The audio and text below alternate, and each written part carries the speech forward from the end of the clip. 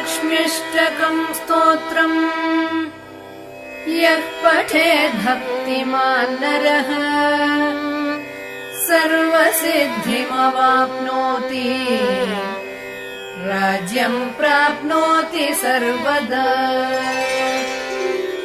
एककाले पठेन्नित्यम् महापापविनाशनम्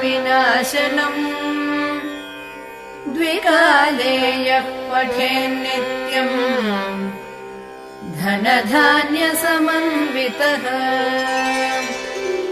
त्रिकालम् यः पठेन्नित्यम् महाशत्रुविनाशनम् महालक्ष्मीर्भवेन्नित्यम् प्रसन्ना वरदा शुभा।